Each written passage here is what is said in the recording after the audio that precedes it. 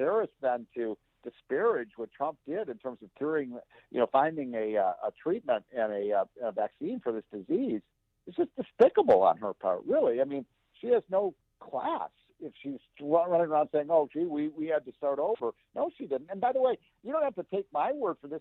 Fauci said that. Anthony Fauci said, this is ridiculous. We had a program in place. And in fact, if anything, that it's going slower under Biden. So, I can understand why Larry, and by the way, I've never heard Larry swear. He's Really? one of my best friends. He was he was the best man at my wedding. I've never seen him get so angry like that. But, he takes it personally. He was on the task force. And these Biden people are acting. I mean, pretty soon they're going to be calling the Biden vaccine, and Biden had nothing to do with it. It was handed off to him.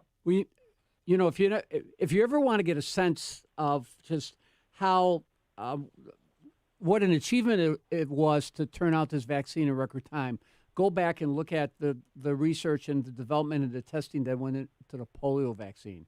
Because I remember when I was kind of wrestling, I was working with a number of community-based organizations about how do you create an infrastructure to deliver the vaccine at an accelerated pace? And we all remember getting vaccinated for polio and smallpox at the schools. So wait, tell us what, because I'm a little bit younger than you. Right. You're not as old as me. But explain what it was like back in that time. We all got vaccinated. Well, At school? polio was the scourge. So I got my polio vaccine at the school. They did massive vaccinations of polio and smallpox at the schools. They mobilized the entire country. But it took them years of research to develop this vaccine. And well, you're exactly right. Exactly. By the way, the polio situation is really an interesting one because my parents were of that generation. They grew up in the 30s and 40s when you really had, in the 50s when you really had to.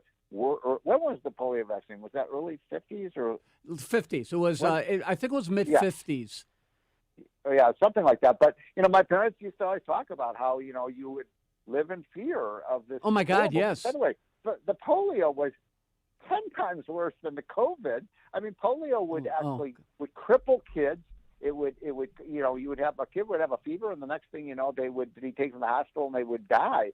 Polio, and it's so interesting the way that Americans have reacted today to COVID, where we shut down. They didn't shut down anything. They didn't shut down schools during polio? I mean, No, they didn't. It's unbelievable. No. We're just a nation of wimps now. They did. It's. I remember kids in the iron lungs. Remember they had the iron lungs in those days. Oh my God! They talk about the respirators. We had a student when I was a freshman at Fenger High School, talking about synchronous learning. You went to Fenger?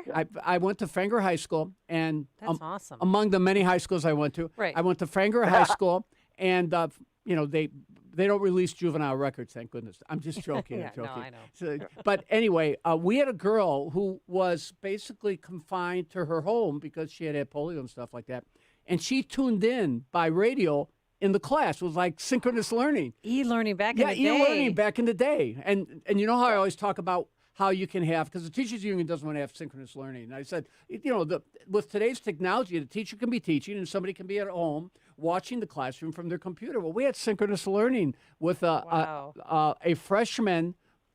She was effervescent. She was cheerful and everything. And she basically was, I don't know if she was in an iron lung or whatever, but she could not go to school. She was a victim of polio. But I wish, we can't sustain this hybrid learning. And so the kids that do go back to school are on a computer. I want all the computers gone and just some book, paper and pencil and textbooks.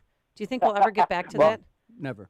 Look, I'm with you on that. And it's a lead into something I wanted to mention on the show today, which is, my syndicated column this week is about Naperville, Illinois.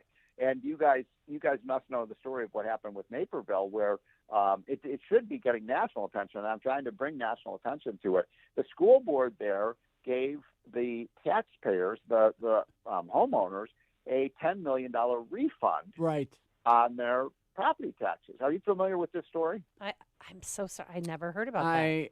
I had heard it was Naperville that gave the refund. Yeah, I'm sorry, Naperville. And now this is really an amazing story because I did, I called the school board, members and said, how did this happen? They said, look, our expenses were way down this year because we didn't have the overhead, we didn't have the utilities. The school was locked up. We didn't have substitute teachers. We didn't have all of the transportation expenses, and so we gave the money back, some of the money back to the taxpayers. And I thought, why isn't every single school district in the state of Illinois giving a refund to their taxpayers? Look, it's like if I went to a restaurant and I ordered a meal, and I was going to get a steak and some wine and dessert, and then all of a sudden the restaurant says, "Oh, sorry, we can't feed you, but we'll still charge you $85."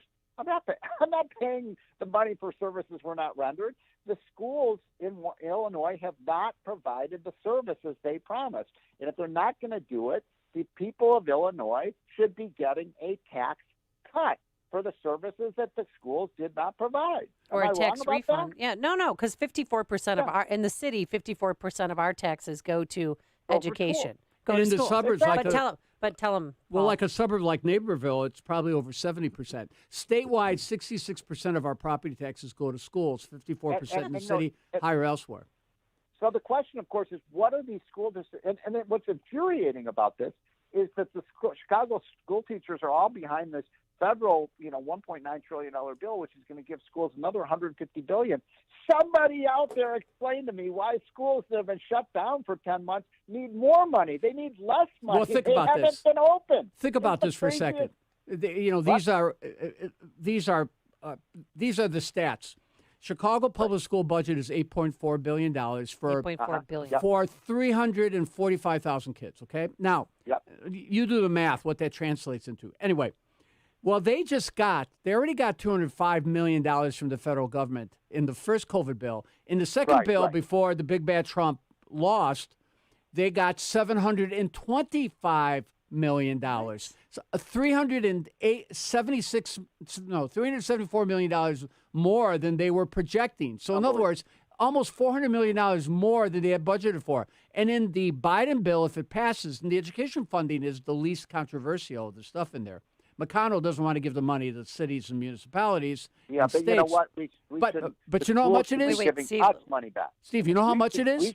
Chicago, if that bill passed intact, Chicago Public Schools would get $1.5 billion. $1.5 billion. What is that? $4,500 a kid? It costs them $100 million, they said, to get ready for schools to have hybrid learning, with the PPE and with that was already in the budget. System. That was already in the budget. That's already spent. So take $100 million out of the $1.5 billion. What in the world are they going to do with that money? Well, the reality is the teachers have still gotten their raises. And look, I'm not bashing teachers because the union likes, just like they hide behind the children, they literally hold the children hostage to their demands. They hide behind the teachers, too, because they say, oh, you're criticizing teachers. No, I'm criticizing leaders because I dealt with leaders from the CTU when we negotiated 2 contracts, and we never shut down the school. We never had to close the school.